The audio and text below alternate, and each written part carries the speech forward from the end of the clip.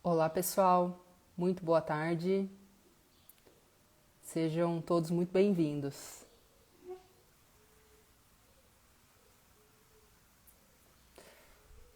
Muito bom, enquanto o pessoal vai chegando, como habitual, vou me reapresentando, falando sobre o tema da nossa mini live aqui hoje. Então, para quem não me conhece ainda, eu me chamo Gabriela, eu sou psicóloga e eu tenho aprimoramento e mestrado em saúde mental pela USP. Além disso, eu sou psicóloga clínica e atuo com abordagem transpessoal. E estou aqui a convite do Naradeva para fazer essa série de mini lives sobre saúde mental. E essa é a nossa quinta mini live. A gente já falou sobre propriamente os fatores de risco e proteção em saúde mental. Falamos sobre psicoterapia, meditação e yoga. E hoje o nosso tema vai ser inteligência emocional, que é um tema que está bombando e que eu acho particularmente fantástico e super popular, que é uma coisa que dá pra gente incluir muitas pessoas nesse tipo de treinamento e de construto, ok? Então, só lembrando aqui, a gente está usando a linguagem de fatores de risco e fatores de proteção para discutir o tema saúde mental. O que significa isso? Fatores de proteção são coisas, situações, condições, circunstâncias que favorecem a saúde mental, protegem, evitam que a gente possa desenvolver transtornos ou doenças. E fatores de risco são coisas que podem nos levar a uma vulnerabilidade, a uma doença mental, inclusive, tá bom? Então a gente vem falando sobre como a gente pode fazer escolhas melhores, como a gente pode proteger mais a saúde mental.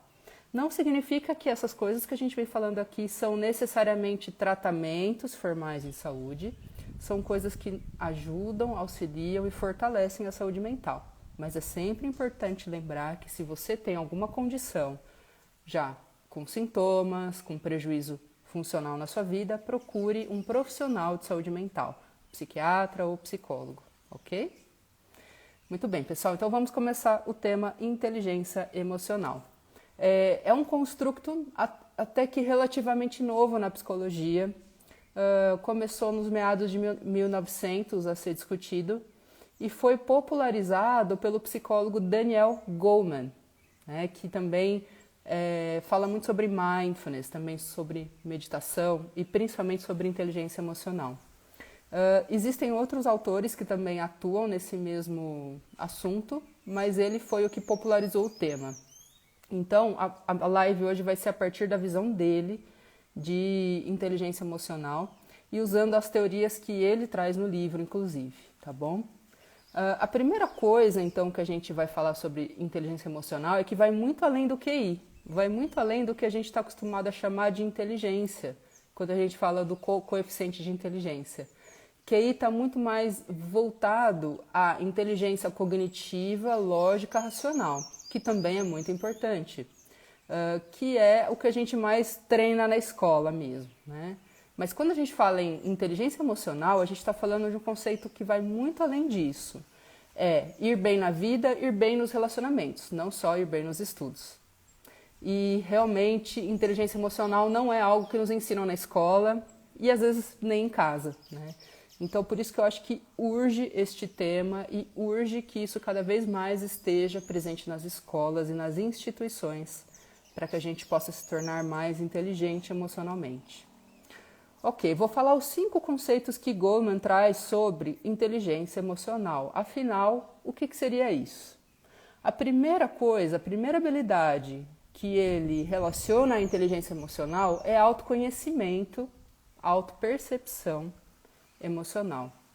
O que seria isso? Reconhecer as nossas próprias emoções, saber observar, saber dar nome para o que eu sinto, tá? Então, tá muito voltado a esse primeiro estalo de eu, peraí, deixa eu ver o que eu estou sentindo, de eu me conectar com as emoções.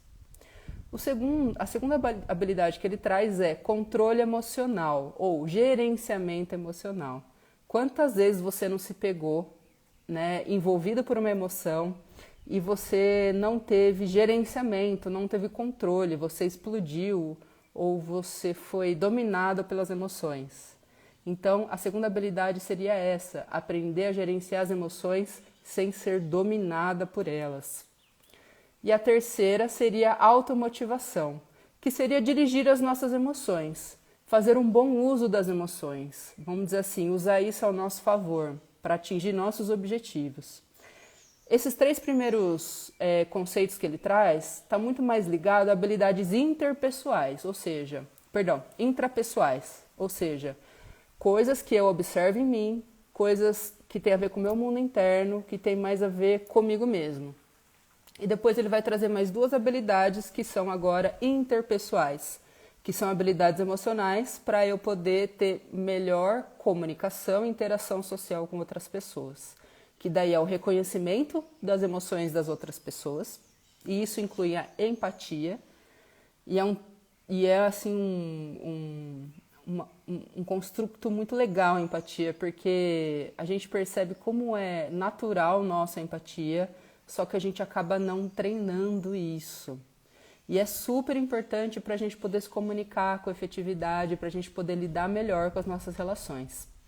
E a última habilidade que ele coloca é justamente habilidades em relacionamentos interpessoais, que isso envolve expressar as emoções, que isso envolve prestatividade, liderança, trabalhar em grupo, relacionamentos íntimos, etc. Então são 5 habilidades principais que ele traz relacionadas à inteligência emocional. E agora a gente vai discorrer cada uma delas com mais profundidade, tá bom? Esse vai ser a estrutura da nossa live hoje. E vou lembrar já que as pesquisas hoje elas estão também muito avançadas neste tema. Hoje, inteligência emocional já tem teste para isso, já tem programa para desenvolver isso, já tem muitas ferramentas para nos orientar no conhecimento dessa construção. Então, hoje já se mostra que as pessoas que têm o maior índice de inteligência emocional realmente têm mais saúde mental. E isso já está bem comprovado, está bem consistente na literatura. Ok, então vamos começar falando de emoções. Afinal, a gente está falando de inteligência emocional, eu preciso ter uma noção do que é emoção. Emoção vem do latim emovere, que significa agitar, mover, mudar de lugar. Afinal, eu acho que é isso que as emoções fazem com a gente, né? Nos mudam de lugar, nos movem, nos agitam. E aí, o que eu faço com isso? Primeiro de tudo, a gente tem que perceber que as emoções, elas são físicas, elas são viscerais. Se eu falo que eu estou sentindo alguma coisa, gente, sentir não é uma coisa na cabeça. Sentir não é algo que eu estou pensando. Sentir, a gente às vezes fala, nossa, como eu estou triste. E a gente não está aparentando nada, a gente não está sentindo aquilo. Parece que é só um conceito mental da tristeza. E quando eu estou falando de emoção, eu estou falando de sensação física, fisiológica. Emoções são fisiológicas, tem esse componente fisiológico. A emoção é visceral, é corporal. Acontece com os animais também. Quando o seu cachorrinho vem abanando o rabo, ou quando uma criança sorri, isso é emoção, é uma resposta do corpo a um estímulo do ambiente, tá? Já é bom aqui diferenciar que não existem emoções ruins e boas, apesar da gente às vezes falar que essa emoção é boa ou ruim, por ser agradável ou não. A gente costuma julgar nossas emoções assim. Mas eu garanto para vocês que é extremamente necessário para a nossa evolução humana sentir raiva, sentir tristeza, sentir as emoções que a gente fala que são desagradáveis. Elas são evolutivas e nos ajudam a persistir enquanto espécie, ok? Então são necessárias, não são boas nem ruins, são diferentes e exigem uma interpretação diferente. A primeira dica que eu vou dar, eu sempre gosto de dar dicas aqui na live para vocês assistirem ou lerem e aprofundarem no tema. Então, a primeira coisa aqui é o livro mesmo do Daniel Goleman, que se chama Inteligência Emocional. É um best-seller. Muitas pessoas se transformaram com o livro. Depois eu vou escrever, eu vou deixar escrito aqui no final da live, porque algumas pessoas estão pedindo escrito essas indicações, ok? Então no final da live eu vou deixar ali nos comentários o livro do Daniel Goleman. E agora, a outra dica é muito legal. É um filme da Pixar que é Divertidamente. A história desse filme é bem legal, porque o psicólogo Paul Ekman é um psicólogo que trabalhou e estudou emoções. E ele classificou as principais emoções e fez vários testes para estudar como que o ser humano reconhece emoção no outro. Ele supervisionou esse filme, Divertidamente, supervisionou toda a parte científica e artística do filme. É muito legal. Divertidamente mostra um pouco dessa coisa fisiológica das emoções que a gente está falando. Exemplo, a raiva, né? Se você vai ver lá o personagem da raiva no Divertidamente, ele é vermelho. Ele não é branco, ele não é azulzinho, ele não é amarelinho, ele é vermelho e ele solta fumaça. Por quê? Porque isso está diretamente relacionado ao aspecto fisiológico da raiva. A raiva é quente, a raiva é um movimento ascendente. Vamos olhar para os nossos ditados populares, né? Nossa, ficou com sangue nos olhos, né? Me subiu nervoso, tá cuspindo fogo pela boca. Olha que engraçado. Intuitivamente, a gente tem expressões corporais para falar das emoções, mas às vezes a gente não é tão consciente de como elas são fortes, de como é importante a gente saber a fisiologia de cada emoção. A tristeza. No filme Divertidamente, a tristeza, ela parece um personagem emo, assim, sabe? Todo triste, todo cabisbaixo, se arrastando. Ela é mais azulzinha, ela fala devagar, ela chora muito.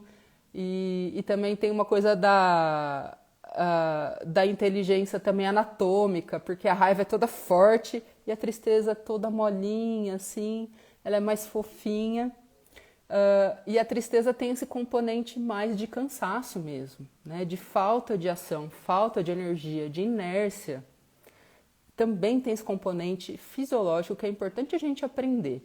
Então, gente, a primeira coisa que a gente está falando de inteligência emocional é corpo, tá? Não é tanto uma inteligência da cabeça, é você ter mais conexão com o corpo e saber ler o que o corpo está registrando de sensação. Se meu corpo está assim, talvez eu possa perceber melhor que eu tô que eu tô triste, que eu tô com tristeza. E às vezes eu nem me dei conta disso na minha cabeça, mas o meu corpo já está expressando. Depois vem o personagem da Nojinho, né, que fala que ela representa o nojo. E aí o nojo a gente vai falar de sensações corporais mais relacionadas à indiferença ou à rejeição. Olha aquela expressão que a gente fala também, que revirou o estômago. Nossa, me revirou o estômago. Ou seja, o nojo atinge a digestão, atinge o estômago. É uma das reações fisiológicas que a gente tem. O medo é um personagem que treme bastante. Ele treme, ele é todo agitado, ele tem uma estimulação dos movimentos. Ou ele paralisa também no filme. O que isso fala sobre a fisiologia do medo? O medo, ele nos causa tremores, frio, paralisação. Olha como a gente usa as expressões populares. Um frio na espinha, me deu um arrepio, eu congelei. A gente fala, nossa, eu congelei de medo. Né? Ou eu saí correndo. Então, a gente também tem uma intuição do que é a raiva no corpo, o que é a raiva na fisiologia. E por último, são 5 emoções, então raiva, tristeza, nojo, medo e agora alegria. A alegria é a personagem do filme que ela sempre está de peito aberto. Então, visivelmente ela está de peito aberto, ela está com uma postura aberta, sorridente, leve, ela tem uma aura mais amarelinha, ela fala com entusiasmo. Então, o corpo dela também tem toda essa correspondência fisiológica da alegria. A gente não fala quando está alegre, a gente respira mais para começar, a gente expande o peito e a gente sente às vezes leveza. Nossa, eu tô tão leve hoje, tá tão gostoso. A gente sente prazer na fisiologia quando tá alegre. A primeira coisa então para falar de emoção é que é uma experiência biológica e eu tenho que começar a perceber como o meu corpo reage a cada experiência dessa. E vou diferenciar agora o que significa emoção e sentimento. Emoção é essa parte mais instintiva, automática, biológica. Sentimento já fala de uma outra condição. Sentimento seria as associações mentais que a gente faz a partir da emoção. Então, é como se fosse assim. Nossos sentimentos, eles são desencadeados pela emoção, mas eles são coloridos pelos nossos pensamentos, memórias, associações, imagens, ou seja, tudo que a gente já viveu. Então, eu posso ter uma reação de calor quando eu estou com raiva, eu posso ficar vermelho, eu posso ficar maior, entumecido, isso é a emoção de raiva. Mas o sentimento de raiva é quando eu consigo processar isso mentalmente e eu associo isso às minhas experiências de vida. Como, eu tenho raiva com a injustiça porque quando eu era pequeno aconteceu tal coisa e isso me deixou com muita raiva. Isso já é do plano do sentimento, já tem mais a ver com a minha experiência pessoal, não tanto só com a experiência biológica. Então, sentimento e emoção têm essas duas dimensões bem diferentes. E vamos agora, então, aprofundar esses conceitos do Daniel Goleman, ok? O primeiro deles, como a gente já falou, é a autoconsciência, a capacidade da gente reconhecer e perceber as próprias emoções. Como a gente estava falando, tem muito a ver com essa coisa da inteligência corporal. Eu aprender a olhar para o corpo e falar, peraí, meu corpo está esquentando, meu corpo está começando a ficar gelado, ou não, meu corpo está tremendo. O que eu estou sentindo com essas sensações, tá? Ou seja, autoconsciência é uma coisa que você vai ter que praticar o dia inteiro, a todo momento. Quanto mais você praticar, mais autoconsciente você vai ficar das suas emoções. Não espere ficar no auge da sua emoção para se perceber. Quando a sua emoção já está hiper forte, hiper intensa, quando você já está a ponto ou de bater em alguém, ou de fugir, ou de estar depressivo, quando a emoção já está no nível de te dominar. Às vezes é só aí que a gente vai se perceber.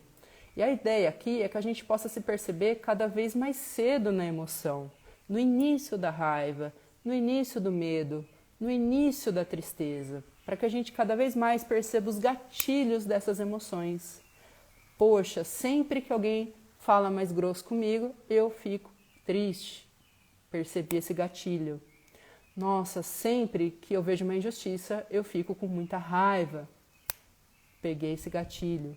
E a gente vai começando a ficar consciente no nascimento da emoção, não só quando ela já está muito insuportável.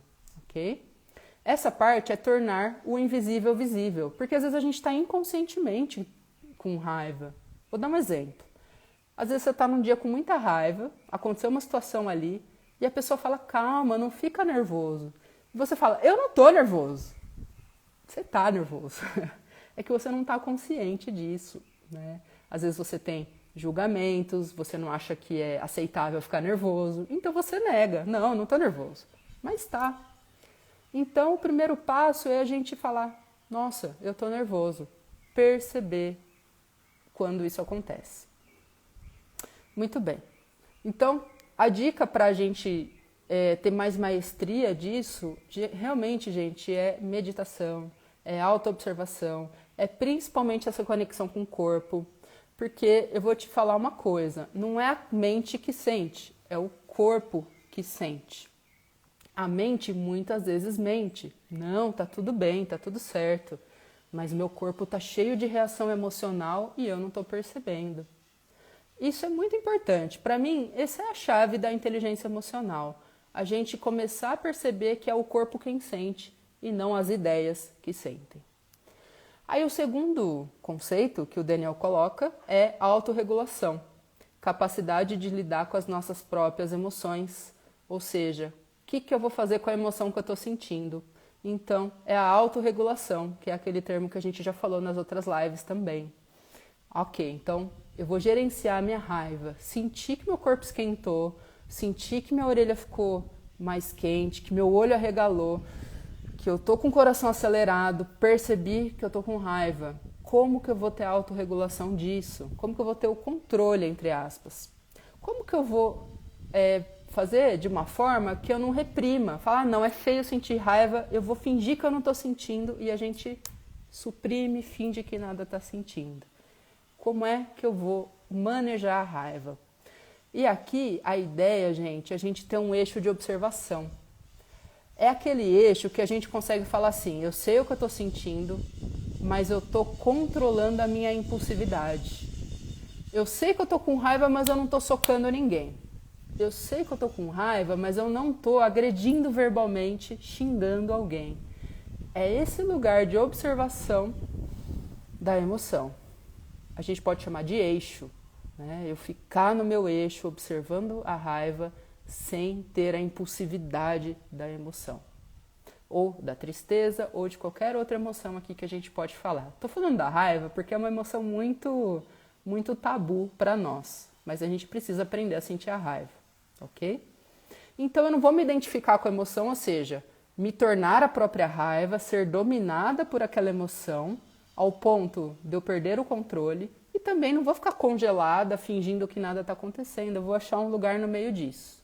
Isso seria a autorregulação. E aí que a gente pode começar a ter raciocínio junto com a emoção. Vocês já perceberam algumas situações que vocês ficaram muito emocionados, com uma emoção muito forte, que você agiu por impulso, nem viu o que estava acontecendo, aí passou a situação toda, você falou, eu não acredito que eu fiz isso. Ou você falou para você mesmo, nossa, eu nem vi que eu estava fazendo isso. Quando eu vi, eu já estava lá não sei aonde, brigando com não sei quem. É como se a gente ficasse inconsciente totalmente da nossa ação. Então, isso é o que a gente está falando de ficar identificado com a emoção, preso, dominado, sequestrado pela emoção. Muito bem. A chave disso é a respiração. Quem tem algum treino de meditação, quem tem algum treino corporal ou de yoga, de mindfulness, enfim, vai perceber o poder da respiração. Porque tudo isso que a gente está conversando de reações emocionais são coisas de milissegundos. Não chega a ser 1 minuto, não chega a ser 30 segundos tudo isso. É muito rápido todo esse processamento. Às vezes acontece um impacto emocional, nosso impulso é imediato. Para abrir um espaço entre a emoção e a ação, é coisa de milissegundos. Então é um treino muito assim, constante que a gente tem que fazer. E a respiração é uma aliada fantástica. Quando a gente consegue abrir o espaço para inspirar e expirar com consciência, entre o acontecido e a resposta, é onde a gente começa a nos tornar donos de nós mesmos, é onde a gente começa a ter escolha, é quando a gente começa a não ser mais impulsivo e inconsciente. Para mim, a grande chave é a respiração.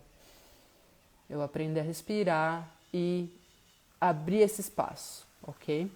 A psicoterapia também é muito importante nesse processo para a gente começar a ter mais clareza e identificação das nossas emoções, ser menos reativo. A gente aprender sobre os nossos gatilhos é importantíssimo. A gente perceber assim, qual que é a nossa ferida, qual que é o nosso calcanhar de Aquiles. Por quê? Aí eu vou ficar mais esperto e esperta que aquilo, eu sou muito sensível àquela questão. E que eu sei que eu tenho que maneirar na resposta, ou que eu tenho que me recolher. De repente a raiva é tão grande, gente, que eu tenho que me recolher.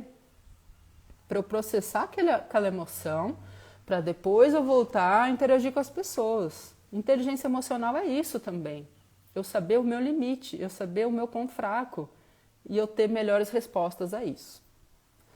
Muito bem, então falamos de autoconsciência e autorregulação emocional. E agora vamos para a automotivação. Automotivação seria fazer o bom uso desse aprendizado todo que a gente está falando. Ou seja, eu vou começar a usar as emoções a meu favor. Eu não preciso brigar com a raiva, eu não preciso brigar com a tristeza, eu não preciso brigar com o medo. Não é ruim que eu sinta isso. Mas eu preciso entender que tudo isso precisa ser aprendido. Se eu estou sentindo raiva, é importante. Geralmente a raiva, gente, tem uma mensagem muito importante. A raiva vem quando alguém invadiu o seu território, a raiva vem quando você está diante de uma injustiça, a raiva vem quando você é agredido, quando você é desrespeitado. É super importante a gente saber que a raiva tem uma mensagem. Então, a automotivação vem em usar as emoções a benefício. Eu vou usar a raiva e vou fazer uma limonada desse limão. O medo é hiper importante, gente. O medo é o que faz a gente usar máscara na pandemia. O medo é o que faz a gente olhar para os lados na rua antes de atravessar. O medo é o hiper necessário para a nossa evolução humana, mas se a gente tiver um aprendizado eficiente disso. E assim com as outras emoções também. Então seria a gente começar a ter uma atitude, automotivação. Esse conceito que ele está falando aqui de inteligência emocional está muito ligado à atitude que eu tenho diante das minhas emoções. Eu quero brigar e afastar minhas emoções ou eu quero trazê-las para perto, observar, aprender, discernir e usar isso a meu favor, ok? Então, esses 3 conceitos que a gente já explorou são aquelas habilidades intrapessoais que estávamos falando, habilidades dentro de mim que eu preciso começar a desenvolver. Vamos agora, nessa última parte da live, falar das habilidades interpessoais, que é essa parte que desenvolvemos para nos relacionar melhor com as pessoas no mundo, para interagir melhor com as pessoas. A primeira delas é perceber o que o outro sente, empatia. Gente, é tão importante essa parte e a gente está assim, tendo muita dificuldade de exercer empatia. Empatia não é ter dó, não é gostar do que o outro faz, do que o outro sente, mas é se colocar no lugar. Tem uma frase legal que eu acho que empatia é achar a humanidade compartilhada. É a gente se ver igual, não igual porque somos iguaizinhos, mas tem uma parte nossa que é humana, que é igual, que é compartilhada, e eu posso enxergar isso no outro. E se eu começar a enxergar a humanidade do outro, eu vou começar a ser mais pacífico com o outro. Eu vou começar a ter atitudes de apoio e não de ataque. Então, a empatia também é a percepção da necessidade do outro. Às vezes o outro está precisando de algo da gente. Isso é muito importante, eu aprender a ler isso. Porque assim eu posso estabelecer relações de apoio e de troca. Ok? E isso também no grupo.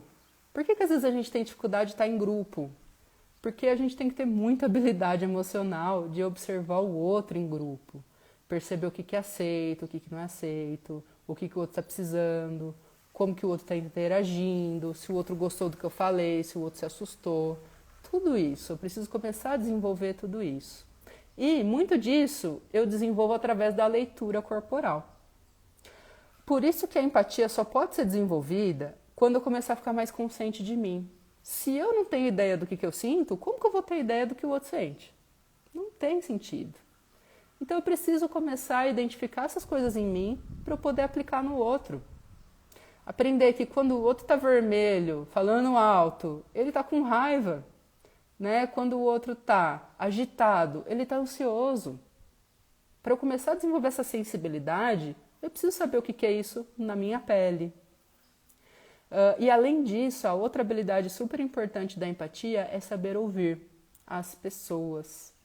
E saber ouvir é uma arte. Por quê? Ouvir sem julgar, ouvir sem interromper a pessoa, ouvir sem precisar resolver o problema da pessoa.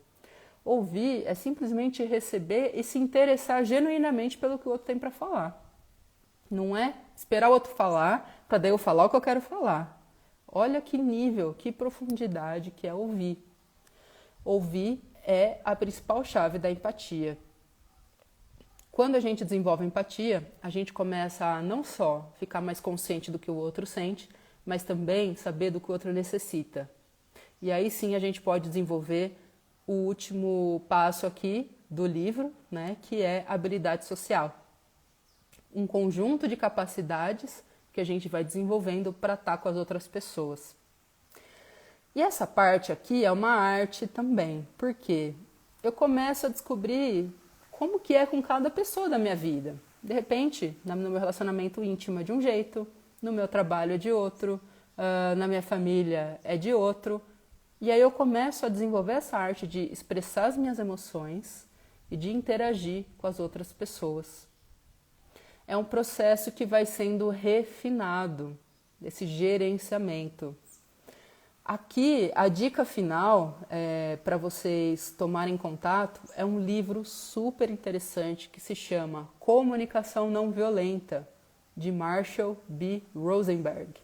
É um livro também super best-seller, muito vendido, tem cursos de comunicação não violenta, ou CNV, como as pessoas chamam, e são cursos fantásticos que você já pode treinar essas habilidades.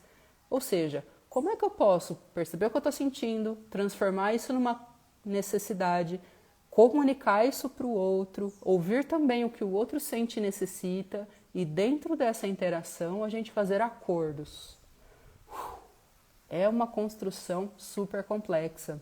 E CNV tem até esse tipo de exercício lá no curso para você aprender como fazer isso com outro ser humano.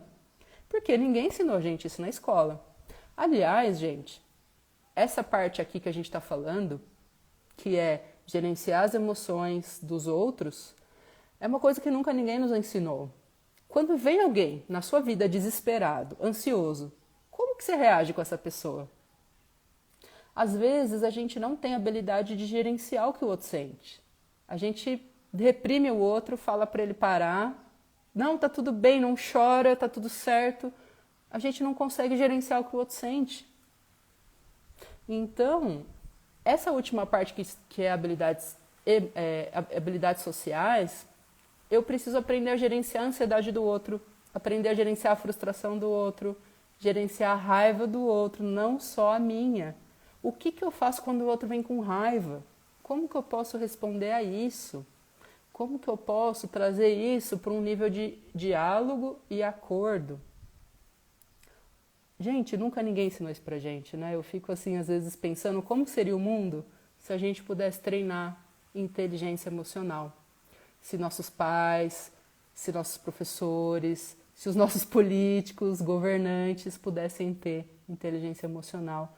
Como o mundo seria diferente, porque a gente fica muito focado na inteligência intelectual, desenvolvendo isso na escola, e inteligência emocional zero. É igual eu ir para academia e fazer só braço e não fazer perna. Eu vou ficar todo desproporcional, vou ficar todo forte no braço e todo fraquinho na perna. É isso que a gente está fazendo, né, na nossa sociedade. A gente está fraquinho desse tipo de exercício. Então, por último, realmente, é a gente aprender a comunicar. Saber apontar o que não está satisfatório para o outro de um jeito amável, de um jeito eficaz. Não só encher o outro de crítica e julgamento. Falar de um jeito que o outro possa ouvir e responder a isso. Fazer acordos, fazer sugestões. Eu não só critico, mas eu sugiro o que a gente pode fazer juntos para melhorar esse conflito entre nós. E aí a gente vai tendo habilidade para a resolução de problemas. Então, gente, essa era a mensagem de hoje. A inteligência emocional. Então, eu vou colocar as dicas aqui escritas. Tem cursos aí de inteligência emocional, tem programas acontecendo em escolas. No Brasil, acredito que não, mas lá fora é que isso é mais pesquisado, está acontecendo. E está havendo, assim, respostas magníficas. Então, eu acredito que todos nós temos que nos aprimorar, todos nós temos que dar esse espaço para entender melhor nossas emoções e reprimir menos elas. E reprimir menos as emoções dos outros também, ok? Vou deixar as dicas aí para vocês e daqui 15 dias temos mais uma live aqui no canal sobre saúde mental. Muito obrigada, o pessoal está comentando aí.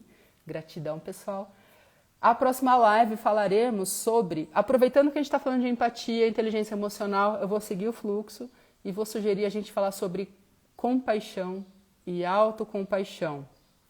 Ou seja, conceitos fundamentais para a gente aprender a viver em sociedade, para a gente não ser extinto.